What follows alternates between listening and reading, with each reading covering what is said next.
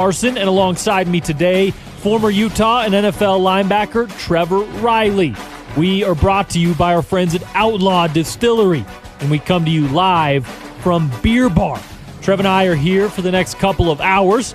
Come say hello, watch some football, take tracks up to the game, have a good time. It's 161 East, 2nd South at Beer Bar. Take me home, country road. After a win over West Virginia and a much-welcomed bye week, the Utes are back in Salt Lake City at Rice Eccles. Historically known as one of the toughest places to play in the region, but Utah finds themselves 0-5 in Big 12 play at home. A demon the Utes will look to exercise tonight against the nationally ranked Sun Devils. Kenny Dillingham and ASU are 4-1 with wins over Northern Arizona, Texas State, on the road at Baylor and over ranked TCU. The Sun Devils' only loss coming at Mississippi State.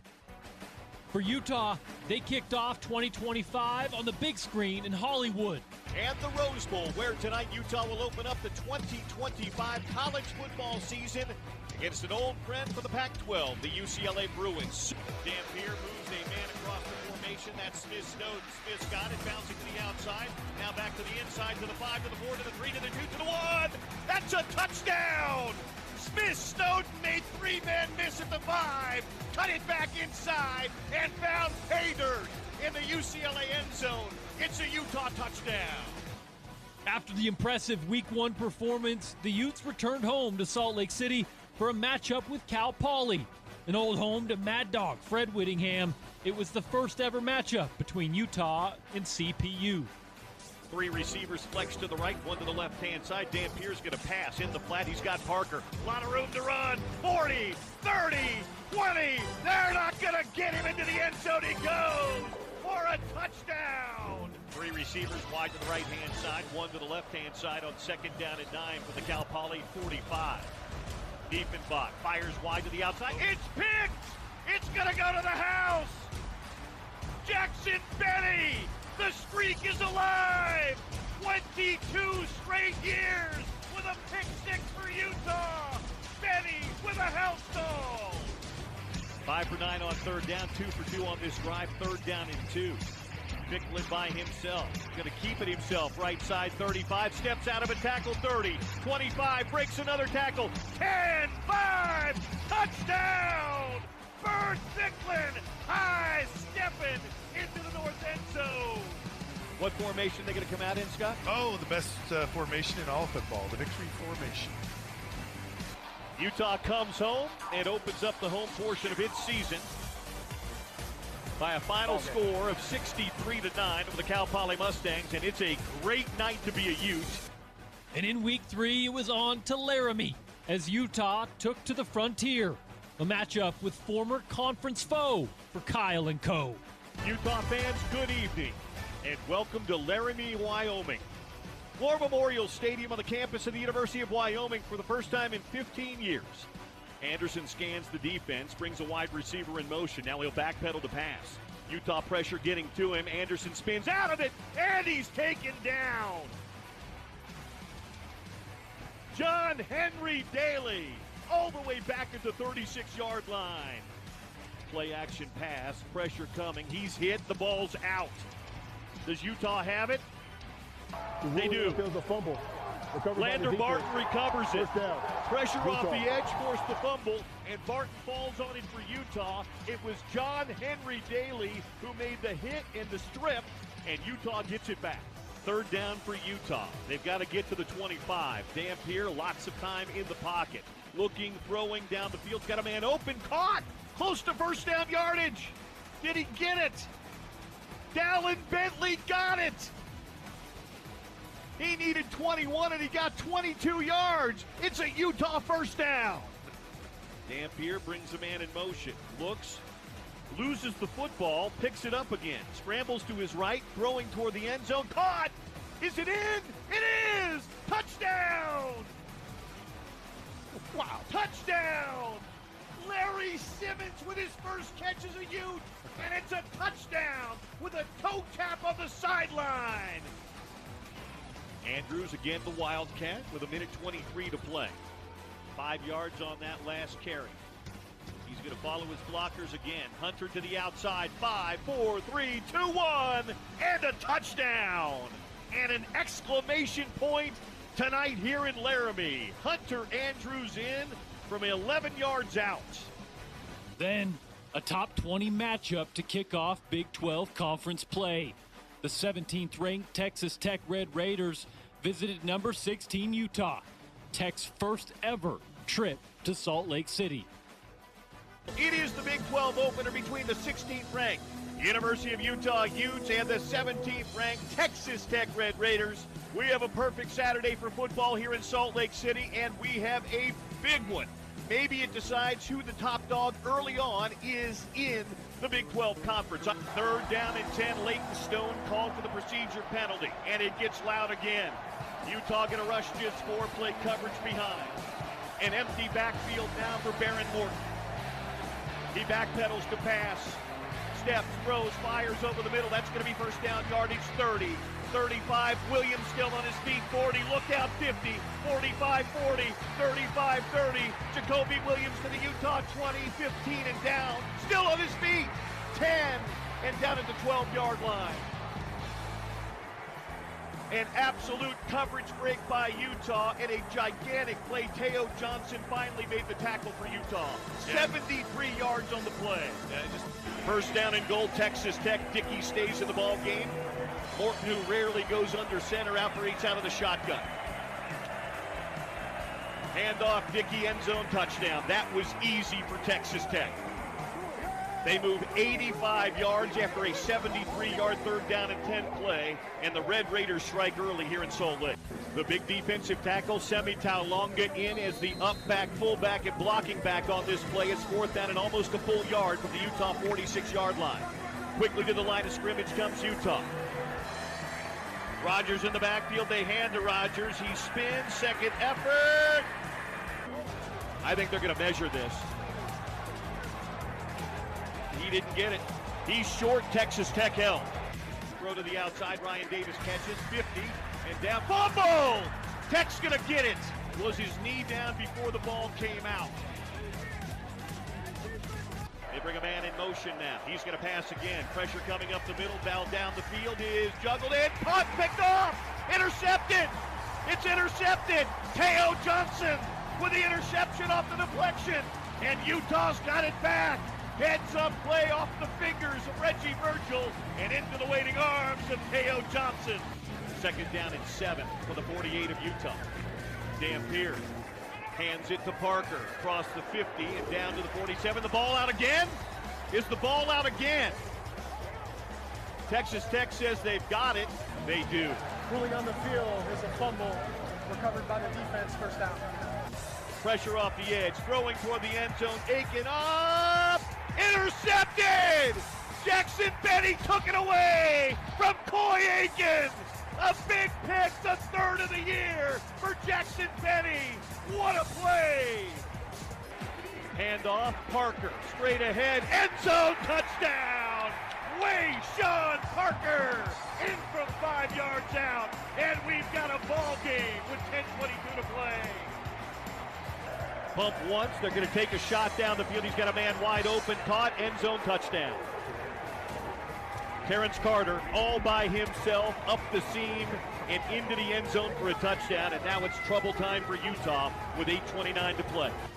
Handoff, Dickey stacked up after a short gain. Now he breaks through 15 to the outside 10, 5, touchdown, and that'll be the ball game. Wow. They had him stacked at the line, and he wouldn't stop running. That was a Scattaboo-like run right there, and Cameron Dickey just called ball game here for Texas Tech. Texas Tech, we said it was a statement game today for one of these teams. Red Raiders sent the statement today. They win it 34-10. Then on to West Virginia. Utah's first ever trip to Morgantown for a matchup with the Mountaineers came in Week 5. And it came with a big response from Devin Dampier after the loss in the Big 12 opener. Utah fans, good afternoon and welcome to Morgantown, West Virginia and Milan Puskar Stadium for the first time all time. Utah and West Virginia square off in the regular season. Buchanan on the right-hand side, Davis on the right-hand side, Bentley on the left-hand side, Parker the tailback. 3rd and goal for the West Virginia 7. They motion Wayshawn Parker out. Devin Dampier is going to throw. Looking to his right, throwing to his right. End zone up, caught. Touchdown! Touchdown! Dallin Bentley went up, climbed the ladder, and came down with it for a Utah touchdown. Dampier brings Bentley in motion. He's going to run to that right-hand side. Devin's got the 5, cuts it inside to the goal line. Into the end zone he goes. That's a touchdown. A big boy run by quarterback Devin Dampier. 7 yards into the Mountaineer end zone. Dampier with plenty of time to throw. Looking down the field, has a man open. End zone caught.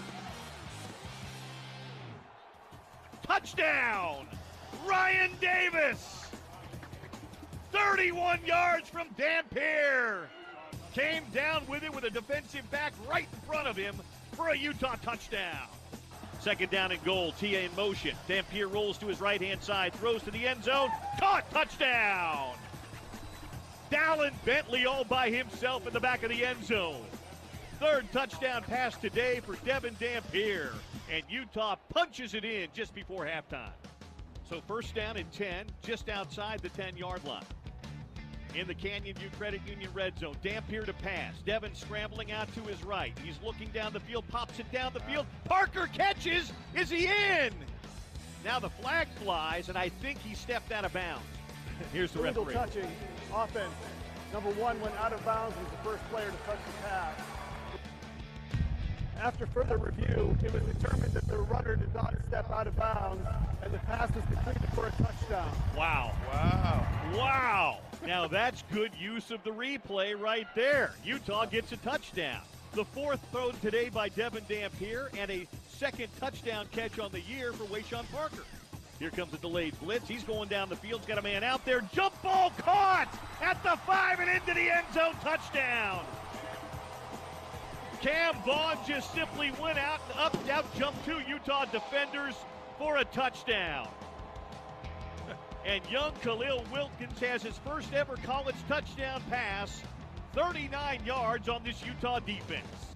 Ficklin brings Daniel Bray in motion, hands to Daniel Bray. He's got the edge 30, bouncing outside 25, and rolls down to the 19-yard line of West Virginia. Daniel Bray's got a little burst. Fred Perry made the tackle.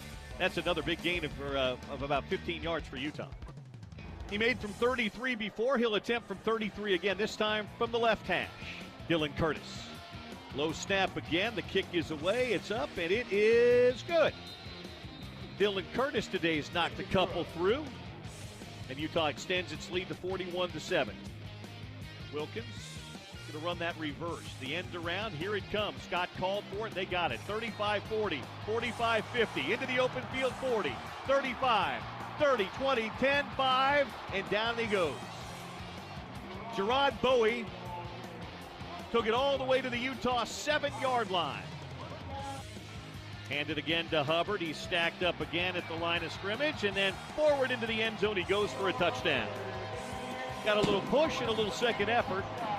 And Dior Hubbard goes in for his first touchdown for West Virginia. Just a freshman. 1st down and 10 at the 37 for Utah. Bert Ficklin stands by himself. They got tons of tight ends. He's going to run it out to the right-hand side, look down the field to throw it. Got a man open down the field and caught! Larry Simmons all the way down to the 22 of West Virginia. So much for running the football. Simmons with his 2nd grab of the year. Under center goes Bert Ficklin. They'll bring a man in motion. He's going to roll to his left and throw toward the end zone. Caught, touchdown. That's Bryce Duke. And Bert Ficklin's got a touchdown pass, and Utah's got another touchdown to Bryce Duke. 60 minutes of football done here in Morgantown. Utah improves to 4-1 with a 48-14 win over the Mountaineers, and it's a great day to be a Ute here in northern West Virginia as Utah levels out at 1-1 in Big 12 play and heads back home for the bye week. They win it by a final score of 48-14.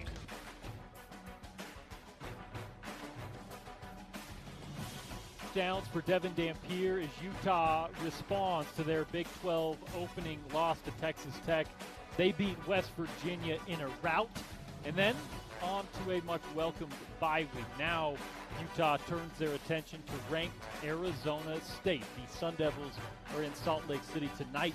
Of course, ASU, the number 21 team in the country, but they're going to be without their star starting quarterback and more. Porter Larsen here. Trevor Riley alongside me. We're here live at Beer Bar, 161 East, 2nd South, here in Salt Lake. Come stop by, watch some football. We got the Oregon watch party, as we do each and every week, if the schedules collide. So you're going to have to fight some Oregon fans for seats, Trevor. Yeah. And we got a close game. Over, though, That's man. the other thing. We got a close game. It's 2020, Indiana, Oregon, in a Big Ten matchup. Really, with this conference and with this game, playoff implications on the line already. So we'll get to that as it goes. We'll give you guys scoreboard updates as we go along. We might have a weatherman check in with us tonight just based on the conditions that we see going forward. So we'll see how it all plays out tonight. It's number 21 Arizona State. It's the University of Utah. Whittingham and Dillingham, the coaching matchup. The elder statesman versus the new guy in the Big 12. Trevor Riley, Porter Larsen here. We'll break it all down over the next couple of hours. And then at 6:15, we're going to hand it over to Bill Riley, Scott Mitchell, and Stevenson Sylvester for the call of the game. If you guys come by to Beer Bar, I see you wearing your Utes gear. You come say hello. We got some tailgate passes for you. Head up and get some free food and whatnot at the ESPN 700 VIP tailgate. Back with more on the Utes Game Day pregame show. This is University of Utah football on Utah's number one sports talk. It's ESPN 700 and 92.1 FM.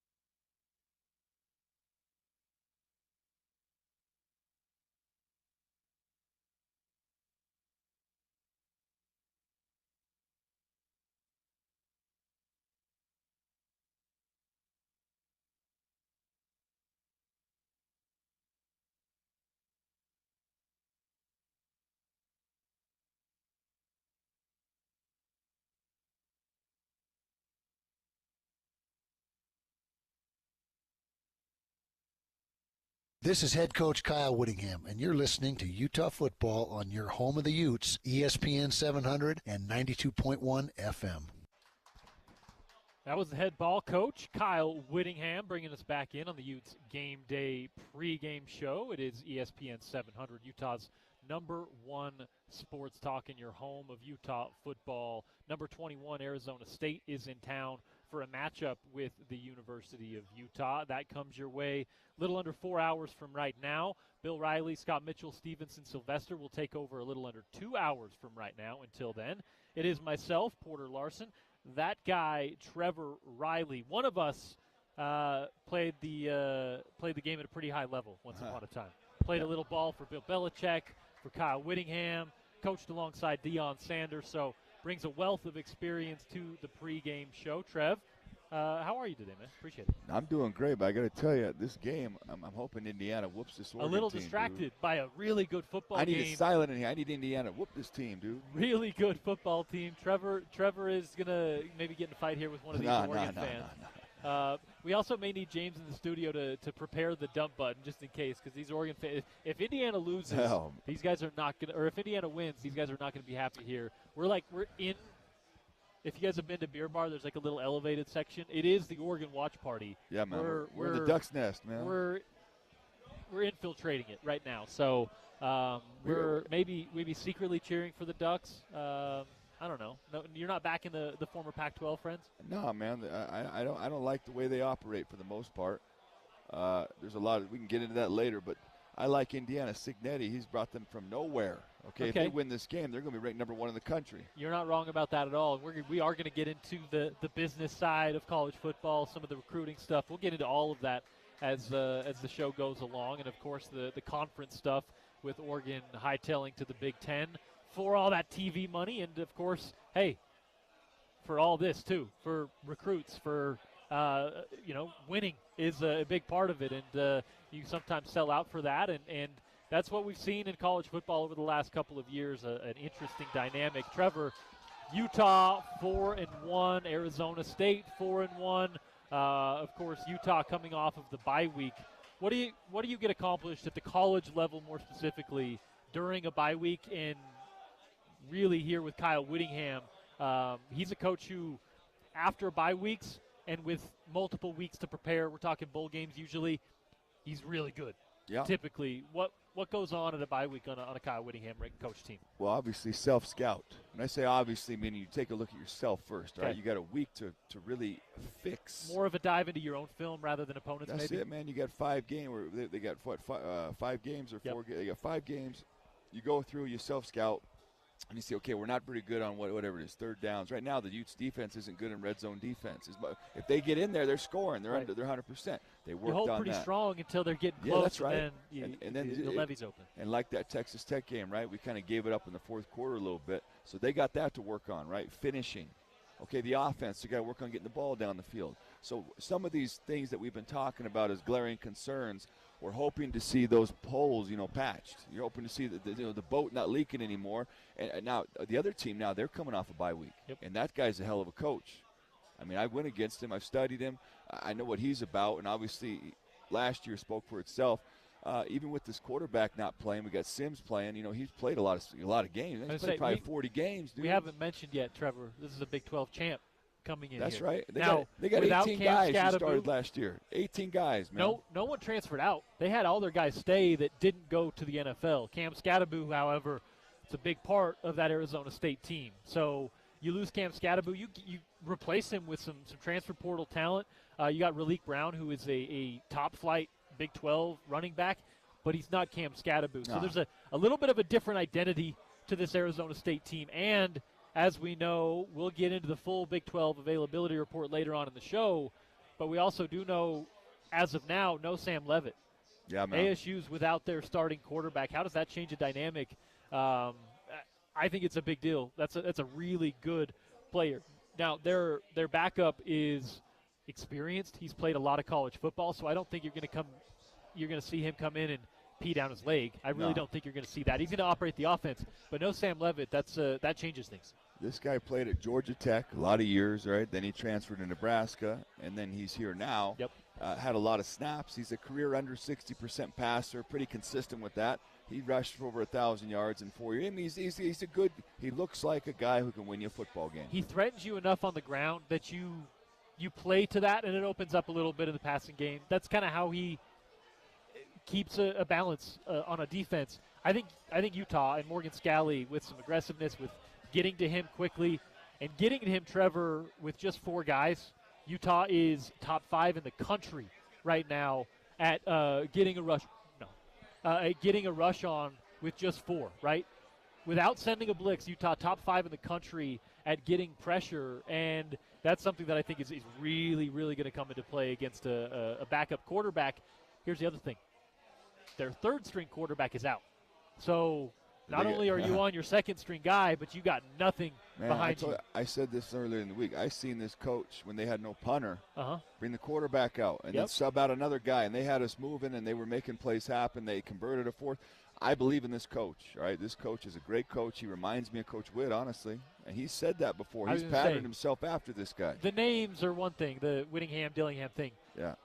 It's the Ham Bowl, I guess. But he's actually talked about watching Coach Whittingham for a number of years, kind of molding a lot of what he does, building a program and trying to develop players after Kyle Whittingham. And I think you see some of that. I mean, he's a young guy. He's got a lot of time in front of him. But it'll be interesting to see that dynamic.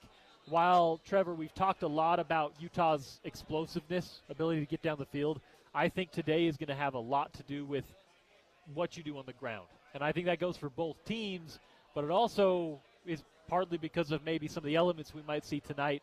We're going to get into all of that as the show goes along. The highlights you heard in that opening segment brought to you by our friends at Sound Warehouse.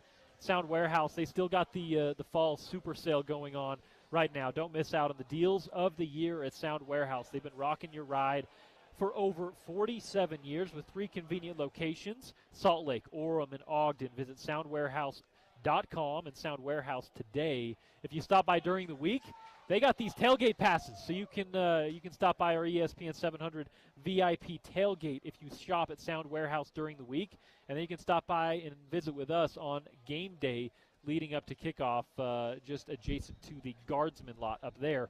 We're also at Beer Bar live, so if you stop by right now, I've got a bunch of these tailgate passes. I sent some with Trevor, so if you want to meet Trevor Riley, you can come by Beer Bar, or you can stop by our tailgate a little bit later on and have some good times. And we got the great Darrell Mack here. Okay? Where he keeps disappearing on me, though. He's on the phone, but hey, the great running back Darrell Mack, the undefeated Sugar Bowl team 08-09, he's here also. We're going to have Darrell on the show a little bit later on when we can track him down. We're going to have some food from Beer Bar, and then we'll go from there. On the other side, some more Utah Utes chatter, some more Utes game day talk. We're going to talk some more pro Utes. Yeah, man. Trevor Riley's alongside me, the former New England Patriot, former New York Jet. What other stops did you have? Miami. You were in Miami for a minute. I was in New England twice, man.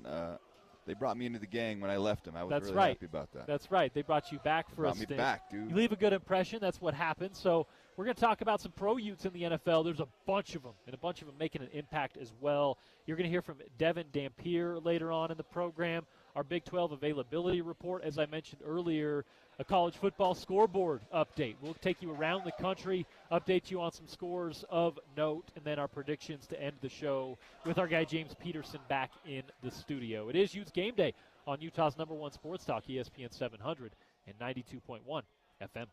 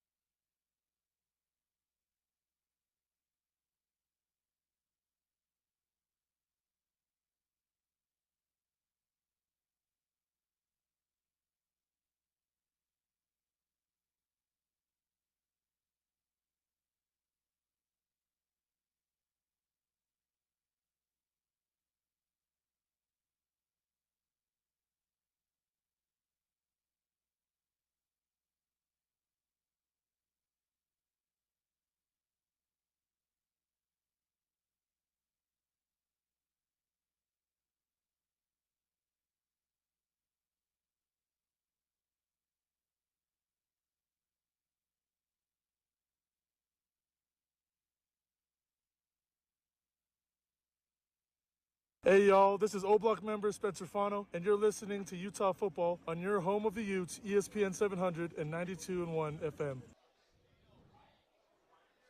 That's Spencer Fano bringing us back in, the preseason All-American, Utah's standout offensive lineman and team captain, and future pro.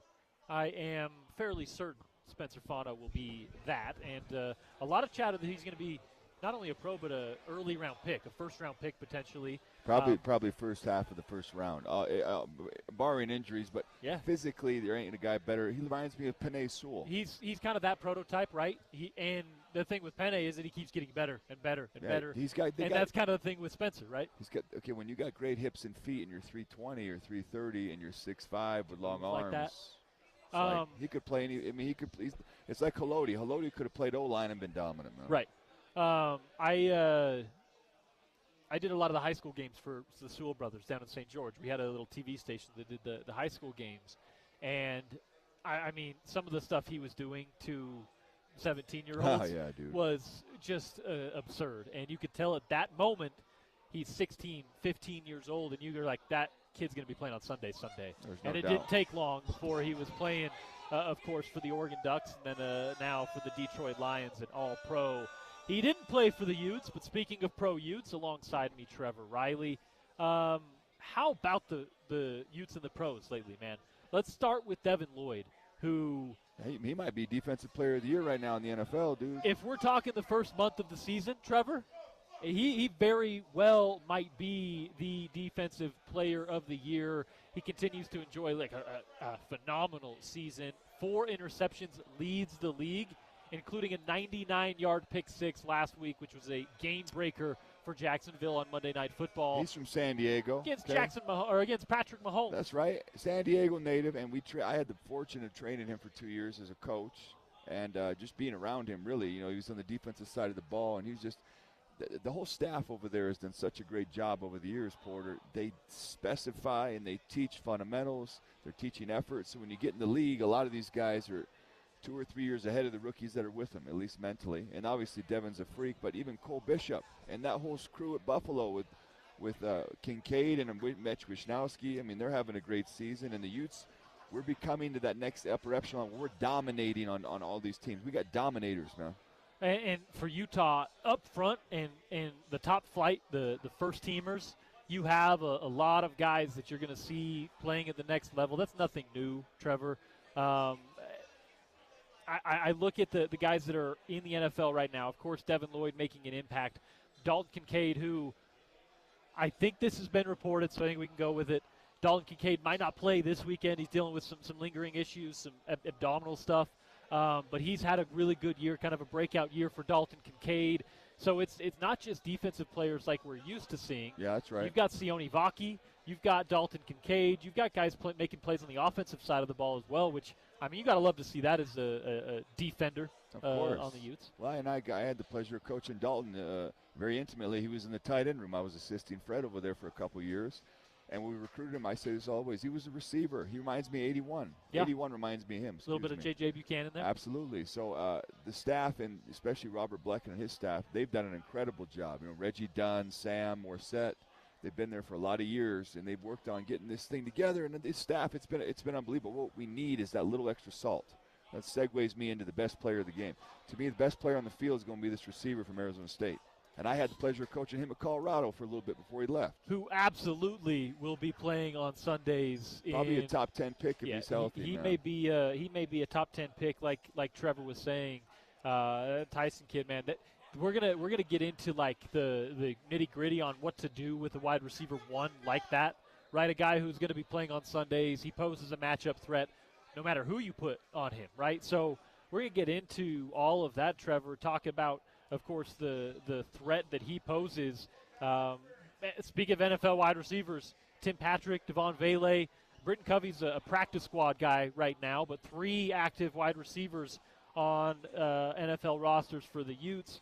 On the offensive line, you've got Garrett Bowles, Braden Daniels, Tyler Huntley's on a practice squad right now, Dalton Kincaid, like I mentioned, and then you've got 2 practice squad tight ends, Caleb Lohner, Thomas Yasmin for the Chargers. Defensive line for Utah, we're used to seeing a bunch of guys there. It's Lecky Fotu, Junior Tafuna, with the Raiders and the Texans. And then this is where there is just almost every game you watch on a Sunday, there's either a Utah linebacker or a defensive back making a play. Cody Barton, Mo Diabate, Jonah Ellis, Devin Lloyd, Connor O'Toole, Karenni Reed, those guys are all on active rosters. Wait a minute. How's Connor playing? Is Connor playing well? Connor's got some time with Seattle. They realize that he is a guy who can win one-on-ones. Dude, he ran a 10-800, dude. 10-8. He's a crazy athlete. Dude. He was a receiver out of New Mexico, high school New Mexico. You sometimes didn't see it at Utah because he was still learning the defensive end position. But you get to the NFL and you can win one-on-ones. That's what they look at. That is the key piece to a defensive end at the NFL level, is if you can look across from you and beat the guy one-on-one in front of you. And that is what Connor O'Toole specializes in, and that's what got him an active roster spot after being an undrafted free agent. Dude, I saw Tyler Huntley on a Progressive commercial for insurance. Yes. I think. He's backup. When you need backup, man, they got him up there, all right, making some money. On the defensive backside, like I said, a bunch of DBs from Utah as well. That is nothing new. Cole Bishop, starter in Buffalo. Julian Blackman, he's on the IR right now with New Orleans, but he's always a contributor when he's active. He's the best open field tackler I've ever seen, dude. He's awesome. You can put that on record right there. Best one I've ever seen. Terrell Burgess, who is in New Orleans partly because Julian Blackman is on the IR, came up with a big play last week with the pass breakup. He is active there. San Diego native, dude. San Diego native, San Marcos High School. Clark Phillips in Atlanta, of course, getting playing time there. And then Jalen Johnson's on the IR in Chicago. But, of course, one of the better defensive backs in the league when he is active. They just signed him to a big old extension. And then Samaya Vaughn on the practice squad in Minnesota. I expect him, as the season goes along, to maybe inching closer and closer to the active roster. Or someone will activate him at some point off that waivers. Practice squad. And then Matt Gay and Mitch Wisnowski are two specialists for the Utes at Washington, Buffalo. Dude, I got to coach all these guys, man. With the exception, I think, pretty Cole, cool to see. And I'm watching all these guys. It was such a pleasure. We had such great talent around that team, man. I can't tell you how impressive it is when you read off those guys. Those aren't just guys like me who are just on the roster. Those are guys that are making impact plays. Right. Dude. Those are big-time players that are big pieces on these franchises. It's very fun to watch. As I mentioned, a bunch of those guys are starting and in competition. A bunch of them in action tonight. You'll see in Denver versus the Jets on the 12th on Sunday. They'll kick off that at 7:30 a.m. A bunch of guys for the Broncos that played ball here. Seattle at Jacksonville will feature a few former Utes. Cleveland at Pittsburgh, of course, with Mo Diabate. New England and New Orleans with the two Saints, Terrell Burgess and Devon Vele. Tennessee and Vegas with Cody Barton and Lecky Fotu. Detroit at Kansas City features Sione Vaki. Buffalo at Atlanta features a bunch of former Utes. Cole Bishop, Dalton Kincaid, maybe, if he is active. Mitch Wisnowski and Clark Phillips. And then, of course, Chicago and Washington with one Matt Gay. So there's your guide to watching former Utes in the NFL on this weekend. On the other side, maybe a guy that will be playing on Sundays. I wonder your thoughts on Devin Dampier. He's a crazy good athlete. He fits the college game really well. His size may be a limitation at the next level. What are your thoughts there? Maybe not seen enough from him yet. If I get his long speed under a 4.55, I put him in the slot.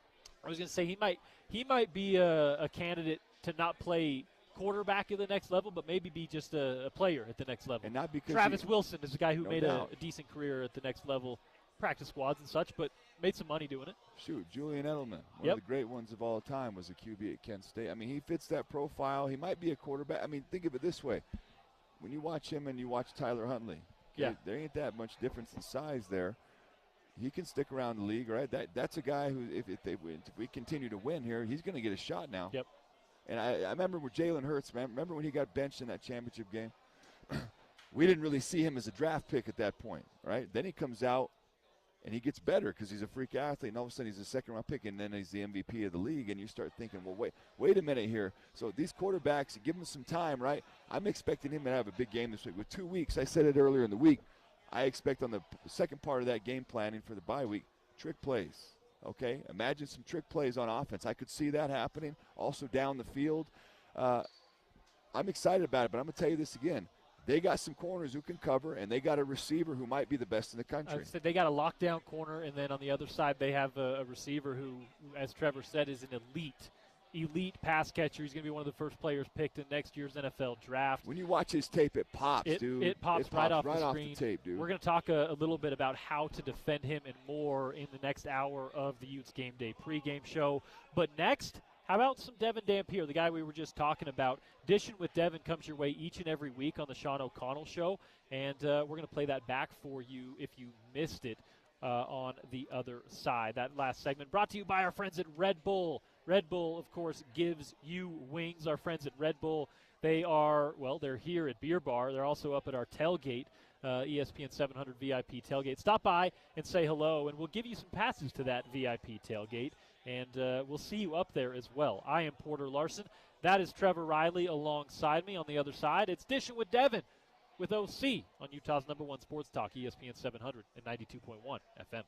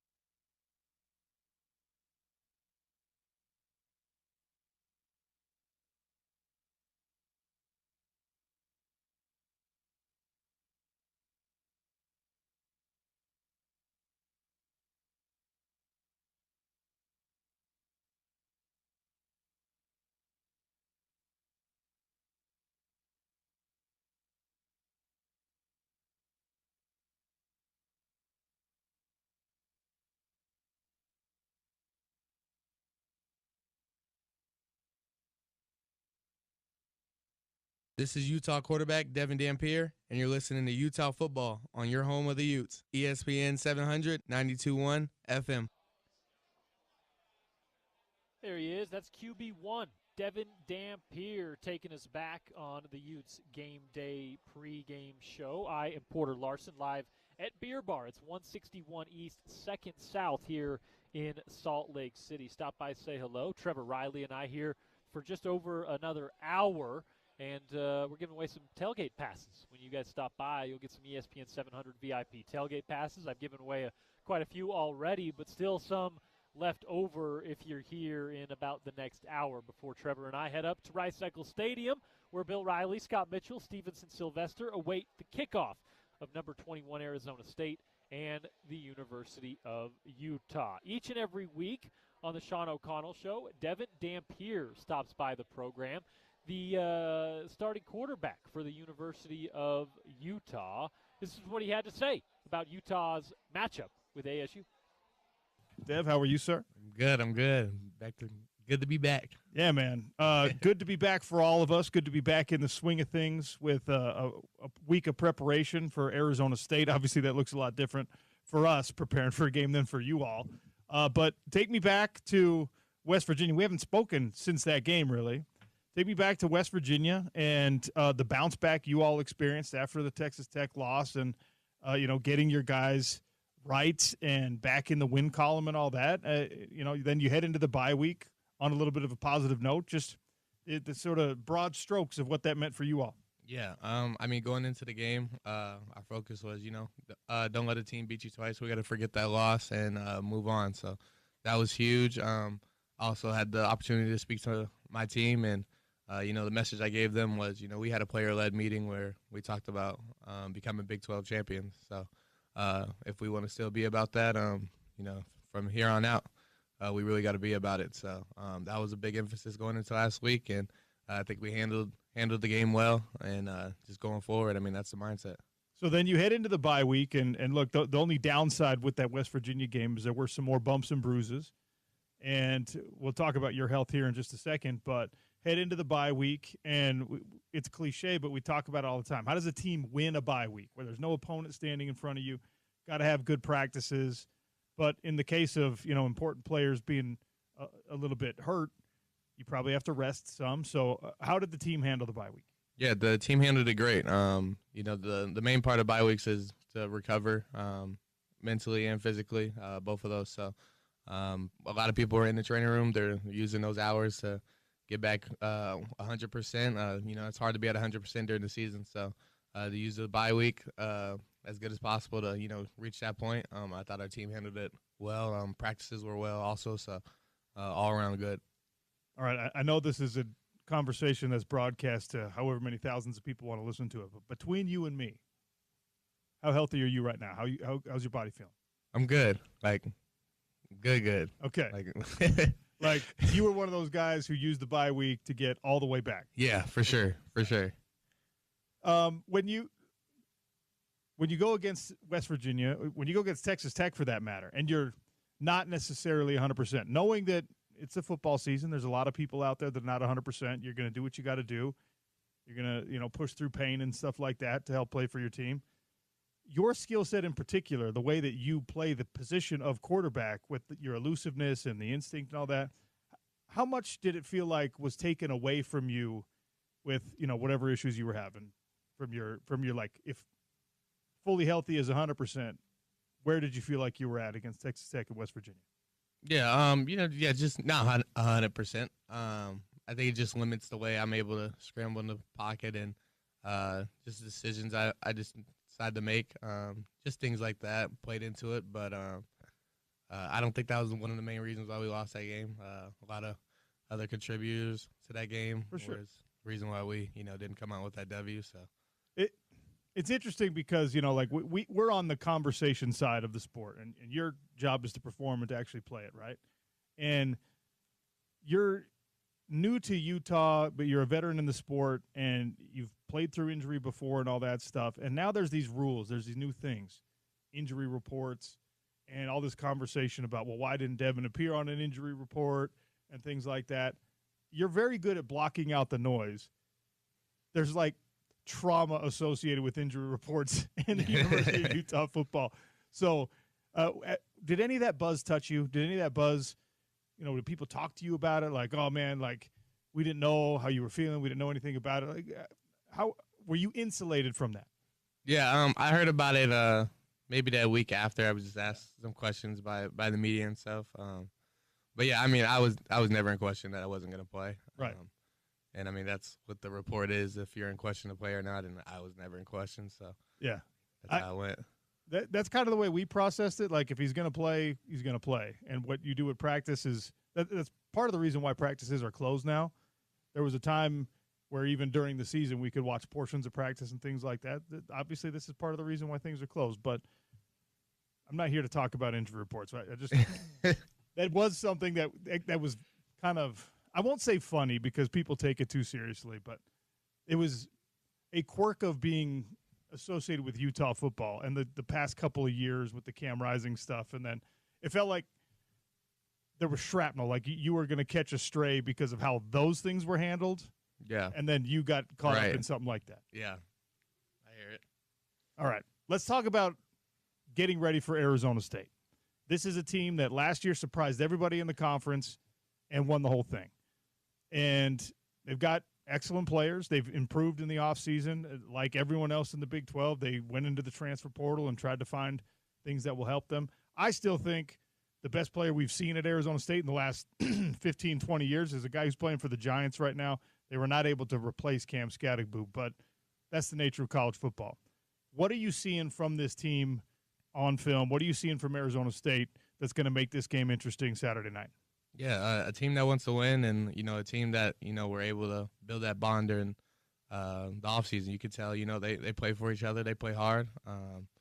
Yeah, I mean that's the same mentality that we have going into these games. So to know that we're going against a very well matched up opponent, that's always fun to do. We played the sound yesterday, and I know that you've already heard it and probably answered a couple questions about it. But Kenny Dillingham gave you a lot of respect when he was asked about the matchup with Utah, and he said, yeah, my brother-in-law was his coach. I should have recruited him harder. Like, I look at a situation like that, and I say, man, every kid, and you're an elite athlete now, so kid is the wrong but like when you're a 17-year-old or an 18-year-old, you're in high school, you want the hometown teams to be recruiting you hard. Everyone wants your work to be acknowledged by whatever. For me, it was the University of Utah. And if you're a California kid, you want USC. Or an Arizona kid, you could tell me I imagine U of A and Arizona State. You want those coaches to be like, this kid's amazing, here's a scholarship offer. To hear after the fact, like, hey, we missed on him. How do you react to it? Like, what does it mean?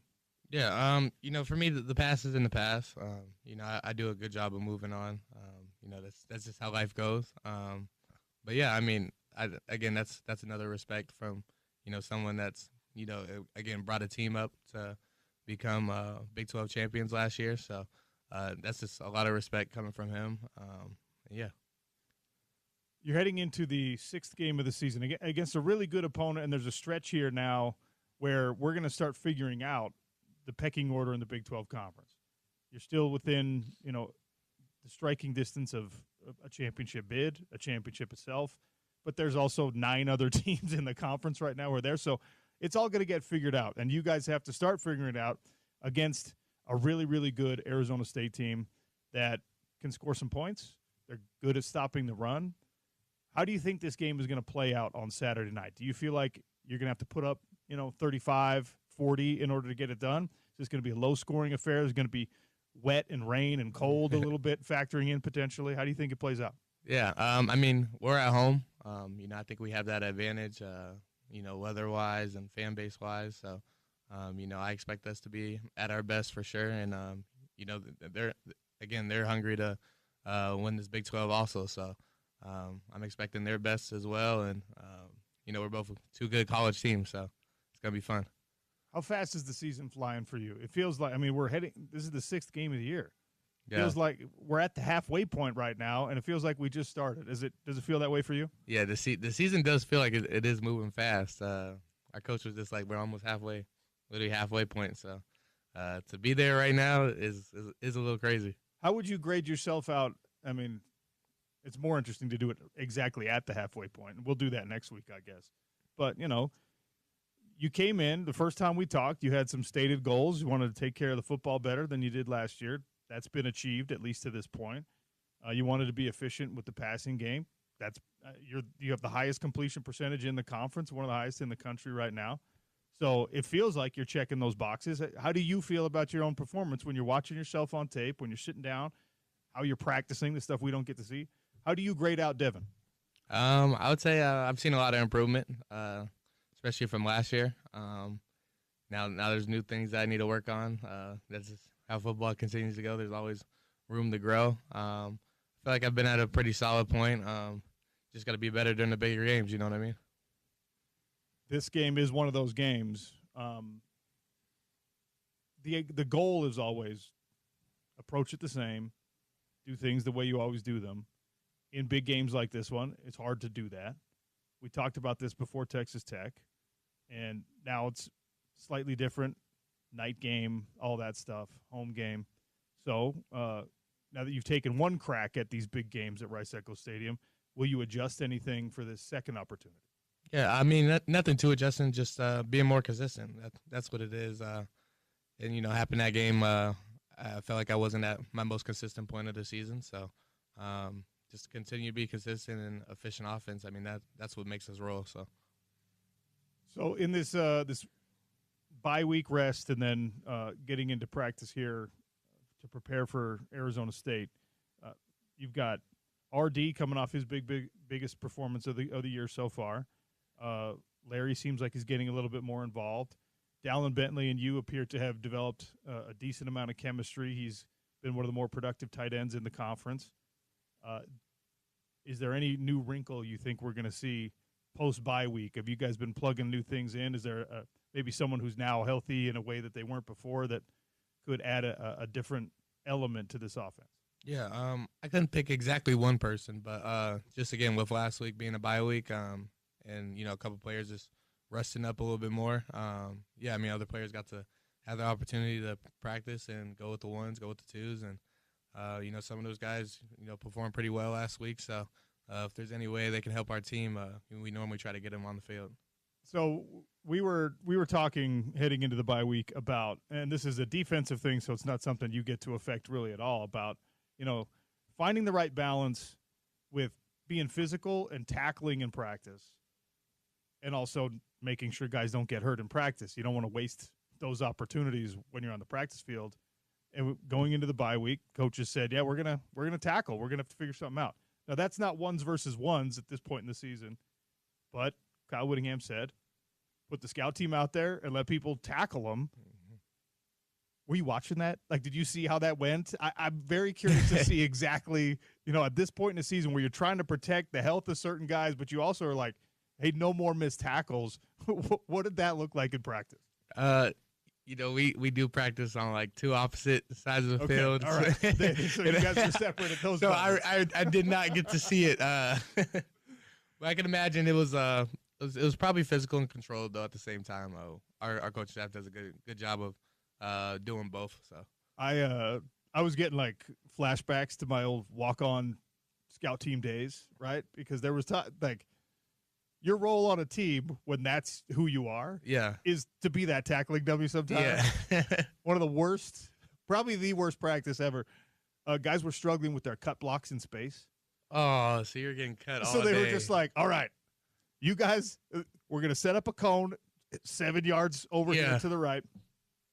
You run to that point as fast as you can, and running backs, wide receivers, everyone who was cutting, right? You all run and you cut it, right? we're like, what?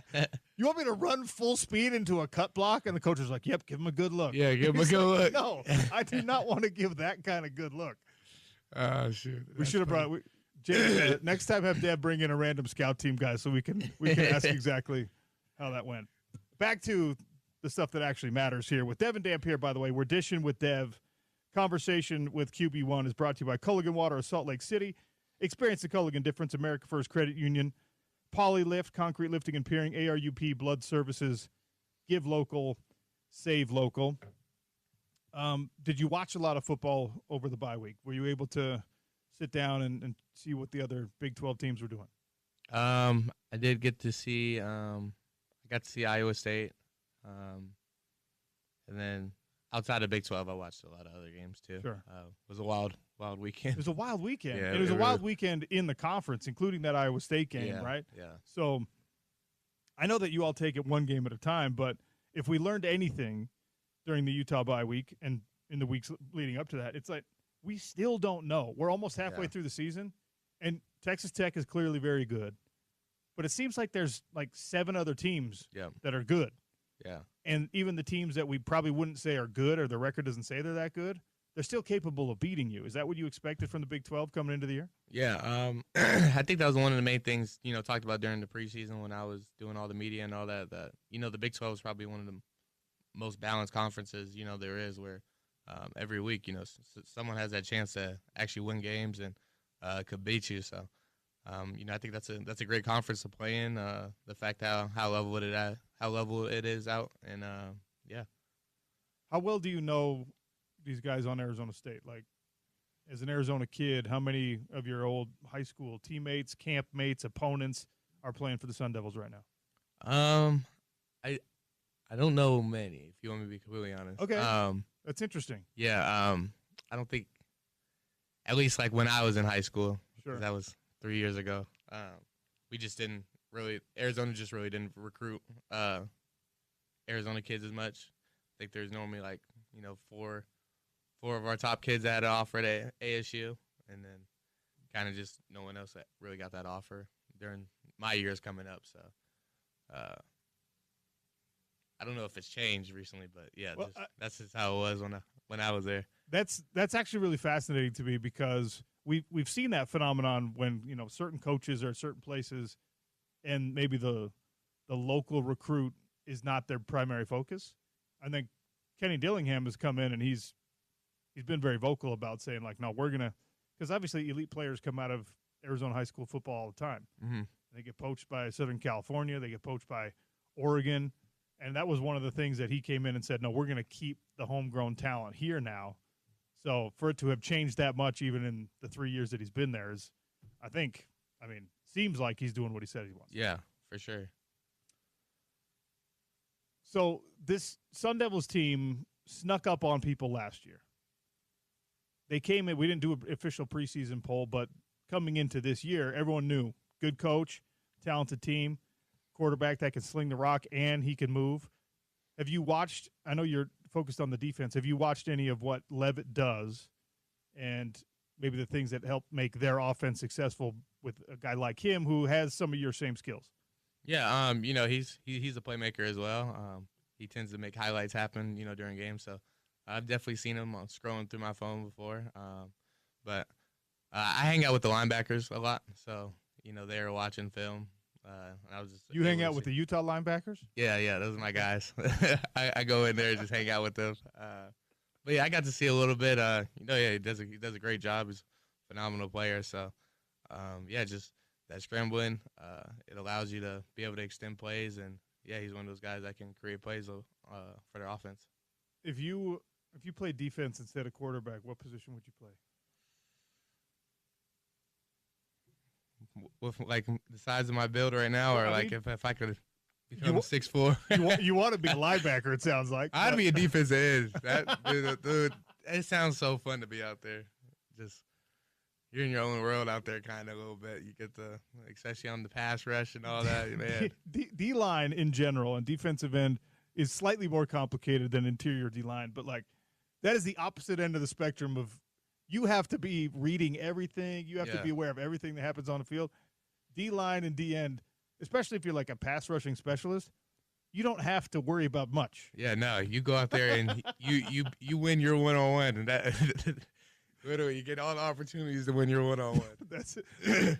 So is that why it appeals to you? You're just like, oh, I could just go out there, put my hand in the dirt, see ball, get ball, go get the quarterback. It's one of those dominant positions on the other side. We just found out that Devin Dampier wishes he had a simple job on a football field instead of the most complicated one out there. Tell me who you think on this Utah offense has a big game against Arizona State, besides yourself. I mean, It could be anybody. We need to see the offensive line dominate against a quality opponent like Arizona State, obviously. But in practice, through the bye week, getting healthy, whatever, who has a big breakout game, if there is one? I think it's a good mix. We very well respect that. They do a great job plugging the run defense, the run game. But we have a very talented O-line and running backs that carry the ball. So to be able to battle in that aspect, that I think it's gonna be a pretty even matchup up front. I'm gonna take my guys over their guys any day. So I believe that we're gonna be able to try to run that ball the best way we can. We wondered if there was going to end up being kind of like star performers on this offense, breakout guys, bell cow backs, etc. Right now, Coach Beck, it seems like, and this was the case when you were at New Mexico also, an even distribution of touches, opportunities, etc. is kind of characteristic of the way he likes to run offense. You don't have, I'm just looking for Dallin Bentley on third down. I'm only going to, we're down in the red zone. Everyone knows where the ball is going. I think that's great for an offense. As an individual performer, some guys don't necessarily love that they've got to share their touches. How has that been managed in the locker room? How has that been managed in film sessions? It seems like, from the exterior perspective, that everyone's cool with, as long as we're getting wins. If I got 2 touches, great. If I got 15, also great. But you tell me, is that how it is? Yeah. I think everyone knows how our offense works, and just the progression and things, and obviously taking what the defense gives us. So sometimes opportunities doesn't present themselves for certain people, and sometimes it elevates for others. So that's very known in our locker room, and just the guys that we recruit and the guys we won at Utah. We recruit guys that play team ball first. So everybody obviously wants it individually, but it's bigger than just you. Utah's a way bigger school than just one individual. So the fact that that's how we carry ourselves is great. This question's way out of order, but it just popped back into my head now. I remember watching when I saw J.J. Buchanan come down with a contested touchdown catch where, it's tight coverage, well defended, all that stuff, but you threw that ball to him and had the trust that the freshman, big body freshman, is going to come down with it. I was like, man, I got to ask Devin about what he saw on that play. And I guess to some extent why you feel comfortable throwing a ball that is well defended to a player like that, because you haven't known each other that long. You haven't had that many reps together. He is still a freshman. That was like a big boy senior type catch, but you threw the ball knowing he could make it. Yeah. When JJ got on campus and we had a couple of practice, there's this kind of one time I threw it up to him, and he did a good job getting it. So we repped it a couple more times during practice, and his percentage was pretty high on the throw. So now, when I'm in game, I'm like, man, if you're guarding JJ 101, I'm putting that ball up there. He's going to go grab it. So when that opportunity was there, he knew I was going to him. So another opportunity for you, for JJ, for everyone else on this offense to have, kind of it's a night game at Rice Eccles. You get these night games. There's less competition in terms of the other games that are being watched. So it's the nightcap for a lot of people. This is going to be how they finish their college football Saturday. So, going to be a lot of eyes on the television sets, an opportunity for you guys to show who you really are as an offense and who you really are as a team. Do you have goals, numbers, things in mind that you want to make sure you hit in this game, whether it's because of the spotlight or not? Are there things in your mind that you have to accomplish against Arizona State besides just the win? I think my biggest thing is to win at Rice Eccles. I've heard our conference record isn't the best at Rice Eccles right now, so I don't want to. That's a big thing for me to turn that around for sure. Home games should be games where it should be 100% wins. So to get that turned around, that's my main objective in my head. That's one thing that. It's a stat, obviously, that nobody likes, right? Since joining the Big 12, Rice Eccles is not – conference opponents have come in and they've won. Coach Witt that was pointed out to him in the press conference on Monday, and he was like, that sucks. Whether he knew it or not, or he was just pretending he didn't know that, that was interesting to me. Has that become part of the conversation in the locker room? No, I happened to been online and it was just right there, and I was like, oh, all right, but like, let's turn this around. That's one thing that's great about it, right? Is you could turn it around. Yeah, right. And a win against the ranked Arizona State team puts you guys exactly where you want to be.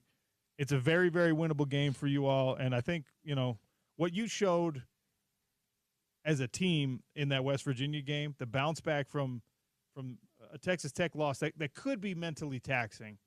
I think it was a testament to who you guys are as a team and what the Utah football culture is, that, you go into a road environment and you look like the team we thought you were.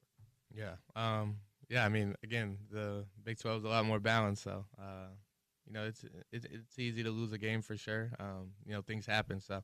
But I think the best thing about losses is, again, you learn a lot about yourself and you learn a lot about your team, and just the way we bounce back, it almost built more confidence in our team that, we could do this. What did you do during the bye week to get your mind off football?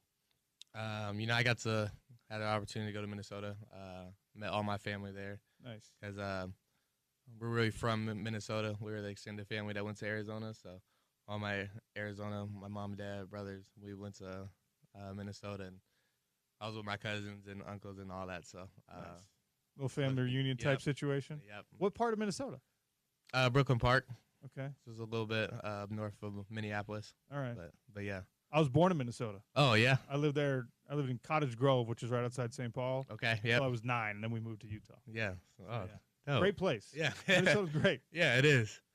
The winters are a little bit hard. Yeah, they're brutal. That's crazy. That's kind of why we went to Arizona. My dad said he got tired of all that cold and shoveling, and just too much came with those winters. I remember when we moved, I was in third grade, going into third grade. We moved that summer. When we moved to Utah, one of the strangest things for me, in Minnesota, when you're a little kid, you can walk across the top of the snow a lot of times, right? Because it freezes so hard. And I remember when that first winter in Utah, like, that never happened. You could never walk on top of the snow. You'd be trying to walk around and sled, and you're sinking. You're sinking. Like, what's wrong with your snow? Two different snows. And everyone's looking at me like I was crazy because in Utah it doesn't get to -10 like it does in Minnesota. That's funny. Yeah. Anyway, Devin, good luck. Thanks for joining us as usual. Looking forward to another big performance, and have fun against Arizona State. We'll talk next week. Yeah, appreciate it.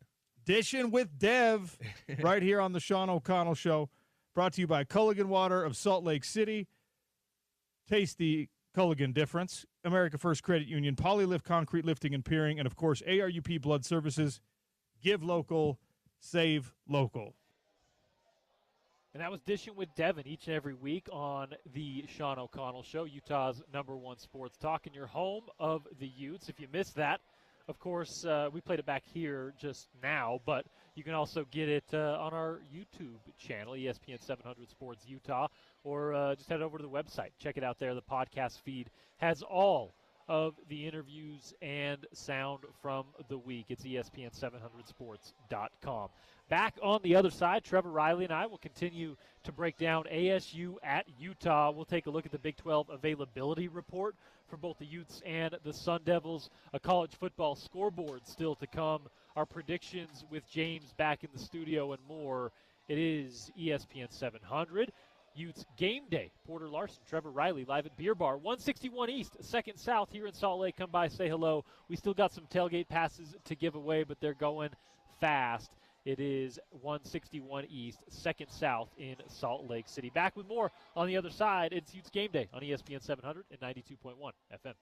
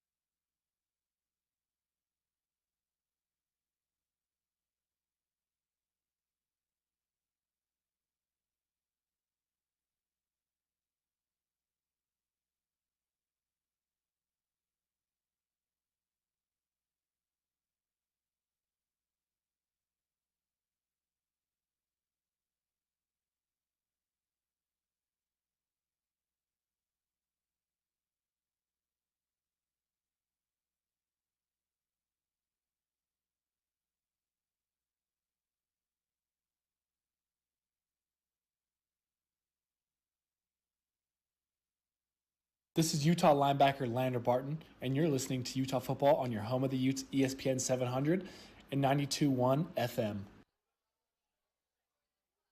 That's Lander Barton, linebacker 1, bringing us back in on the Utes Game Day pregame show. Of course, Lander and the Utes take on number 21 Arizona State tonight, 8:15 the kickoff. It's a late one at Rice Eccles Stadium. Maybe a rainy one as well. We're watching the forecast intently. We'll keep you guys posted on that. Trevor Riley and myself, Porter Larsen, we're live at Beer Bar, 161 East, 2nd South. We just got our food. Trevor, my pastrami sandwich is phenomenal. What did you get? I got a cheeseburger bratwurst and a cotton bottom burger, dude. So the cotton bottom burger, that's a little local special, local secret. The cotton bottom, of course, at the bottom of Cottonwood Canyon. That's right. Phenomenal burgers. Well, they've got like the grill. The grill is what the special sauce is, right? With the cotton bottom burger, it's all seasoned up, it's all old and whatnot. And they've got another one of them here at Beer Bar. So you get the cotton bottom burger, the brats, the pastrami burger, like I mentioned, are phenomenal. Their fries are all good. Everything here is cooked scratch in-house. Oh, yeah, and so they got 4 TVs right. on, all right? They're massive screens here. We got projectors. It's a wonderful atmosphere, and it's right downtown. It's beautiful. Great spot if you want to watch the game. As I mentioned, you can start and end your game day experience at Beer Bar. You can take tracks up and to and from the stadium. Yep. So if you're, a college student, you're out getting a little tipsy before the game, after the game, you don't got to drive and worry about parking at the stadium. Come to Beer Bar, hang out, take tracks up, take tracks down. That's right. There you go. I'm already doing it. I'm headed to the Utah Players Association tailgate and the ESPN 700 tailgate, okay. and I'll be taking the tracks up there. There you go. I'll see you on there. Park at Beer Bar and take tracks up to the game. Avoid all of that hassle. Now, here's the deal. Big 12 availability report. That's a thing this year. It's brought to you in this segment by CenXL, JBR Clinical Research, conducting clinical research studies to fuel growth and advancement in the medical field, with studies currently on acne, tummy tucks, neuropathy, chronic low back pain, osteoarthritis, knee pain, 801-261-2000, or go to cenxlresearch.com/JBR. If you struggle from osteoarthritis, they're conducting an investigational study right now, so you can participate at cenxl.com/JBR. They bring you the Big 12 availability report for the afternoon and for the night tonight. There's going to be one more of these, Trevor, before kickoff. Yeah. So about 90 minutes before kickoff, Bill Riley will have the final availability report, but the latest and most updated one for the Utes has safety Rabbit Evans. He is out. Dadrian Zipper out. Hunter Andrews out. Those 3 guys are out for the year, and also out this week is safety Nate Ritchie.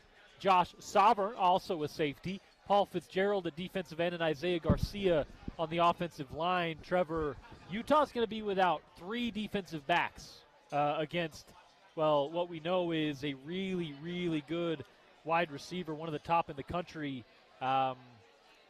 Give me your thoughts on the depth there for Utah in the backfield. It's going to be probably Nate Tillman filling in at safety today. Well, I'm seeing these reports, and I know the quarterback's out for ASU, so now we're talking about game plan changing a little bit, Takes right? away a little bit from it, yep. Probably expect to see a little more run, a little more shots. With that being said, I expect us to pressure on defense, right? I think we'll play coverage early on maybe, but I could see Scally lighting them up now. And that might help us a little bit, man. Now we can double that guy, Tyson. But we talked about this. So you start doubling guys, it takes a guy out of the box, and they got a tailback who's averaging almost 7 yards a carry. Right. And so you have this, the chess game we'll play. The depth, we got young guys. I like young guys, right? Young guys do what you say usually. Not all the time, but when you get the ones that can really, really dial in, right? Now you can get them to do what you say. It's sometimes easier to coach them in these situations. I know Belichick liked it. Sometimes he would just throw a young guy out there in a critical situation, because sometimes they really come through. Right, and that young guy would turn into like a piece on a championship team. Usually, like Malcolm Butler. There you go. Okay, now you got to win a game. So that's the thing I like to see here with the Utes. We're going to get a chance to see some guys play, especially at that safety spot, right? Richie was kind of the heart and soul of his D. I think he was leading the team at tackles at one point. He was. So that's going to be a big hole to replace there. Don't always want to see your no, DBs you lead your don't. team in tackles, but the way that Utah plays, he's in the box, usually playing like an outside linebacker a lot of times anyway. So he might as well be a linebacker at times. I'm looking forward to this Tyson matchup, though. Yep. Okay, we got Tyson, the best receiver in the country, coming into our place, and you just read me off about 7 or 8 DBs that are playing in pros right now for the Utes. So Sharif and Coach Kelly are totally capable. I'm interested to see the strategy. Are we going to pressure this backup quarterback? That's my question, Trevor. Do you pressure the quarterback? And here's the other thing. I mentioned it earlier. Utah is top 5 in the country at pressuring without sending a blitz, right? Without sending a 5th guy. So how much do they need to blitz while looking for pressure? And at the same time, how much do you move your coverage, move your defense toward a wide receiver 1 and expose part of your offense, or part of your defense rather, to a Raleek Brown, who, Trevor, leads the Big 12 in rushing? Well, right? That's the dynamic that I'm curious about, because if you say, hey, we're going to bracket coverage, no matter where he goes, we're going to have a safety over the top, we're going to have our best corner on him, that opens up a lot for the running game and for Raleek Brown and for a quarterback who wants to run the ball as well. Yeah. So I wonder how you see them approaching that. Do you think Utah has a corner, whether it's Smith Snowden maybe, who plays a lot of the slot, moving out to outside? Do you have one guy you want to go one-on-one with? You know what I like to see? For how much money we paying Smith, all right? And right now he's playing well. Throw him out there? I want to see you first. Let's see what you can do, dude. You want to make some money today? Okay, get out there and cover this guy. You got him. Don't change the rest of your defense. Just have one-on-one coverage, mano. That's an option, okay? So you start that off early, all right? You say, this is how we're going to start out early that way. And then you say, well, if they start beating us, we'll start comboing. Maybe we move Smith to their second-best guy and we double this guy. You got options. That quarterback, though, he's a backup. He's a career under 60% thrower. He can run a little bit. I'm thinking pressure, okay? I'm thinking light him up and let's see what this guy makes some checks or makes some throws. If he's not able to get the ball out, get the ball downfield, if he's not able to let the plays develop because he doesn't have time, then it kind of limits the effectiveness of Tyson, regardless of how much you try to get him the ball. Yeah. If you're not getting him the ball down the field, in open field, in good situations, Utah swarms, man. They're going to tackle. They're going to limit what he's able to do. I see the likelihood of him having 8-10 catches pretty high, maybe 100 yards as well. Yeah, sure. But there's a way that you can allow a 10-catch, 100-yard game and not let it kill you. We saw against USC a couple years ago where Utah just allowed their wide receivers to run rampant, 200, 300 yards. That's something you don't want to see against ASU, but I still think that he probably, when you look at the box score, gets his, if that makes sense. This guy is not a good matchup for Utah. He wins when the ball's in the air, right? We struggle with that at times. We have over the years. I don't know how many picks we have on the season. I think we have too many picks, okay? And it's all been Jackson Benny for the most part. Yeah, and he says he's going to be healthy, but I know he's banged up, all right? I saw him limp off that playing field. both sides of the ball. Yeah. And so same with Smith Snowden. If you're going to have Smith going one-on-one every down with that wide receiver one, you may not see as much of him on offense as well. That's part of this. Again, I referenced the payment. If he's getting paid the way he's getting paid, he's getting paid to play both ways, right? We got that in the game books. He's going to be in shape and ready to go. I expect him to show up today. Oh. I kind of called him out a little bit and saying, we need more out of you. If you're going to be one of our best players, man, we need more. He's not the total thing, though. We got to decide if we're going to send pressure on defense. And then on offense, I still like the fact that we want to run the ball, but I'm going to say this, I'm going to limb. I'd like to see number one get 20 touches today. So, and Wayshawn Parker, he's a guy who he's averaging 5-6 yards per carry. He's been really effective when he's touched the ball. A lot of Utah fans, I think, want to see him touch the ball a little more because you see that explosiveness, both in the run and in the pass.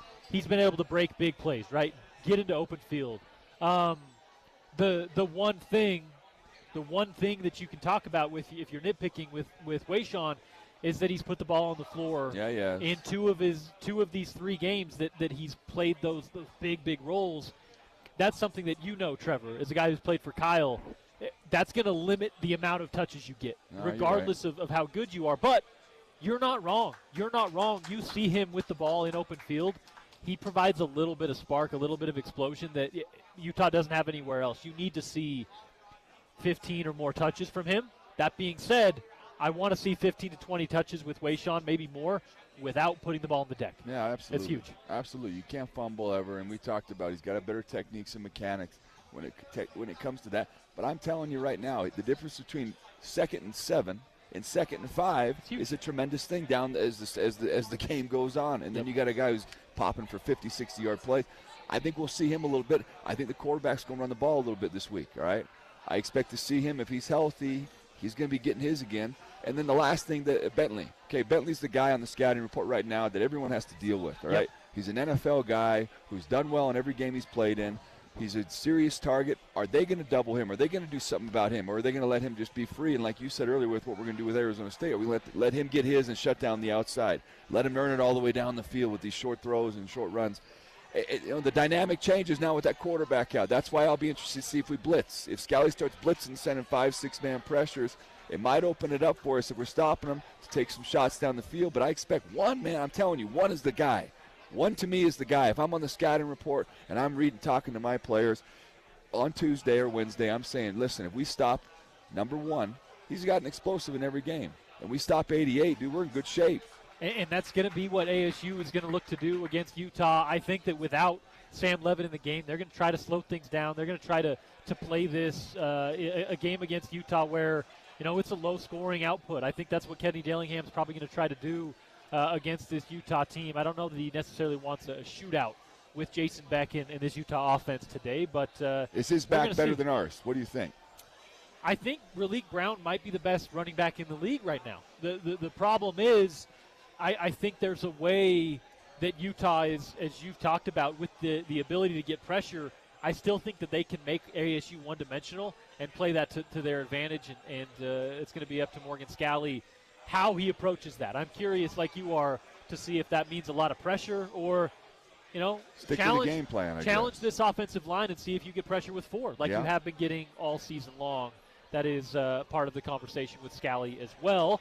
On the other side, how about a college football scoreboard update? We've got some ranked matchups. We've got some ranked upsets. Yeah, man. We've got a couple of Big 12 matchups, including BYU and the other Arizona school. How about my Buffaloes, baby? Colorado, come on now. One of those ranked upsets that I was talking about, gets the win. So we'll get to a college football scoreboard update. We'll give you our rankings in the Big 12, maybe a weather update as well. We'll look at that radar and go from there. 2 more segments with Trevor Riley and myself, Porter Larsen, at Beer Bar, downtown Salt Lake City. It's 161 East, 2nd South. It is Utes Game Day on ESPN 700 and 92.1 FM.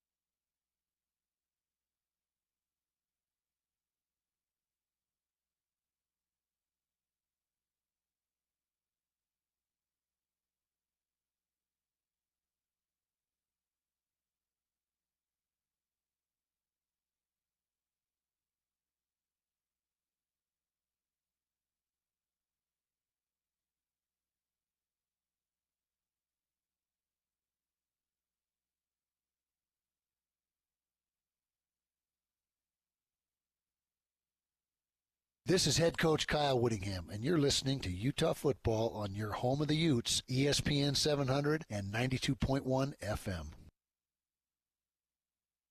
That was head coach Kyle Whittingham bringing us back in on the Utes Game Day pregame show. Catch Coach Whitt on the Kyle Whittingham Coaches Show each and every Tuesday on ESPN 700. That comes your way about 6 p.m. Coach Whitt talking all things Big 12 and college football, and, of course, the matchup of the week. This week, it's Arizona State and Utah, the number 21 Sun Devils in town for a Big 12 showdown. And this segment, we'll get back to the ASU-Utah stuff. This segment, we're going to give you a little college football scoreboard update starting in the top 25. The first game of the weekend between a ranked team was South Florida last night. It was close for much of it, but they pulled away 63-36 to win over North Texas. The first game to go final today, Florida State lost to Pitt. The number 25 Seminoles go down 34-31 to Pittsburgh. Colorado. How about the Buffs, Trevor Riley? Hey, 24-17 over number 22 Iowa State. Some Big 12 implications on that one. Alabama squeaks out the win over Missouri 27-24. That's a big win for Bama, Kalen DeBoer and co. Over the 14th ranked Tigers. Unranked now, Texas and Arch Manning, they get the 23-6 win in the Red River rivalry over Oklahoma. Ole Miss, the number 4 team in the country, wins 24-21.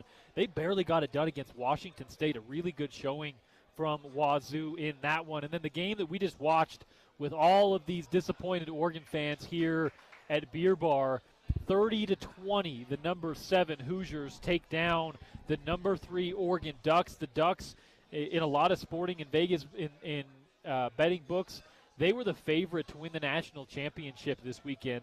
According to a lot of those books, they go down to Indiana. Playoff hopes not necessarily dashed, but that's a big win for Indiana. And, of course, Oregon's Dan Lanning and co. go down with the eyes of college football on Eugene this weekend. I saw the quarterback from Indiana, Big Bro Dante Moore, after the game. Right, yep. He's caught, and they were on the road. That's the biggest win in Indiana school history, I assume. And I contend they'll probably be ranked number 1 in the country. They beat number 3 Oregon on the road. That's a hard place to win, man. I think it's going to be interesting to see what the vote looks like, just because Ohio State, because of Miami, they've been so strong so far, and they are 1-2 right now. What they do to this week will matter. Of course, Ohio State, I mean, they got to win over a ranked team as well, so that's a big one, 34-16 over Illinois. That'll go a long ways towards keeping them at number 1. Georgia Tech gets the 35-20 win over my Virginia Tech Hokies, who are just abysmal this year. And then the game's in progress as we speak. USC has the 7-0 lead over number 15 Michigan. Auburn and Georgia are underway. That's in the first quarter right now on ABC. We just saw Texas Tech break a big one. They're up 7-0 early over Kansas over on Fox. Texas and Florida 14-14 at the end of the first quarter. And then in the fourth quarter, this one's a good game. It's 34-31, Tennessee and Arkansas. That one going down to the wire. Tennessee trying to run out the clock. They are in Arkansas territory. 34-31 with 2.5 minutes to go. Trevor, obviously those are the college football scores of note of the weekend. We still have some Big 12 games to go. But I want to talk to you about the Big 12 hierarchy right now. We got Texas Tech on the screen in front of us, and based on what we've seen throughout the season so far, that's kind of the hot name to talk about right now. They've got the money. They've got the momentum. They've got a 7-0 lead against Kansas right now early on. Is that the team we're looking at in 2025, or were we maybe a little too quick to look at them as the hands-on favorite because of what they did against Utah? What do you see about the top maybe tier of the Big 12 right now? Well, I think Texas Tech's in a class of its own at the moment. Right? They've shown that. BYU is shown to be tough, okay, and so I'll put them as a 1B. But after that in Utah, we're obviously up in there. We'll see tonight. But Texas Tech, they're running over people, all right? And they took us some time, but they ended up running over us in that fourth quarter. And they got money and they got depth. I think you guys have a rule here on the show. He who has the gold makes the rules. There you go. And right now they're setting the tone for the league, at least nationally. Yeah, they absolutely are. As he mentioned, BYU has been strong as well. Both of those two teams are 5-0 overall. They are the only teams that are at 5-0 in the Big 12 Conference. Of course, Arizona State, Utah, Arizona, those guys are all 4-1. And then Houston is 5-1, as is Cincinnati. How much Cincinnati Bearcats football have you watched? I watched one game. They've looked a little better lately. They got some explosive players at the skill position, running back and receiver. They can really run, man. So and they're a team who plays well at home. Obviously, I think they made the playoff a few years ago. Made the Final Four. Just about. Desmond Ritter was out a couple years ago. Right. So that's a program that the town Cincinnati is awesome. Easy place to recruit. It's right on the edge of the South. That's a place that's going to have great talent. They're literally in a perfect spot. Their airport's in Kentucky. Okay, so they're in a position where they can recruit. It's in Lexington, right? Okay. So they can recruit over there. Them in Texas Tech, they're in those weird spots, and they got them red and black just like the Utes. We're all three kind of in a similar thing there. You know, we're kind of usurpers. Yeah. There's a little parallels there with the three schools, and they may be three of the schools that are competing for this Big 12 Conference once things are all said and done. Texas Tech just scored again quickly. 15-0. Yeah, they went for two. They probably rushed for 150 yards already in the they're a step ahead because their best player on the team might be the backup quarterback. We all witnessed it here. Gosh dang it. I seen that guy make some throws I don't see on Sundays. Do you see that throw from Russell Wilson when he came in for Jackson Dart? Did anybody see that? I did. And so, you get to my point. We got some serious players here. What we have to worry about in this conference, I'm going to say it again and again, depth.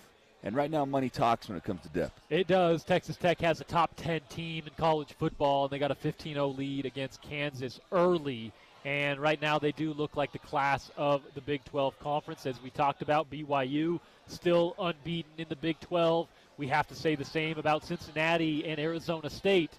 Those are the four unbeaten teams remaining in the Big 12. And then on the outside looking in, I really do. I think it's Utah is kind of standalone, the best other team outside of those four at the top that are unblemished in Big 12. Well, we're going to see right here in the first 2 or 3 series. I always say that, okay, guys, the first 3 series on offense usually set the tone. In this type of offense, we got to get ahead.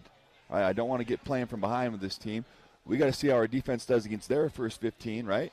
And then we're going to really see Texas Tech. It was kind of a stalemate. That's what gives me hope going forward is that we can hang with the guys like that. They got $10 more million. We're hanging with that. Final score predictions, Trevor's keys to the game. We'll get to it all on the other side. We'll check in with James back in the studio as well to get our predictions for the game. A final weather update. I'm going to check the radar for you. We were maybe going to be joined by Chase Thompson, our weather guy, but I'm going to do it myself. I'll be your meteorologist on the afternoon. And the final segment comes your way on the other side. Before we hand it over to Bill Riley, Scott Mitchell, Stevenson Sylvester for the call of the game. I am Porter Larson. That is Trevor Riley alongside me, and this is Utah's #1 sports talk. It's ESPN 700 and 92.1 FM.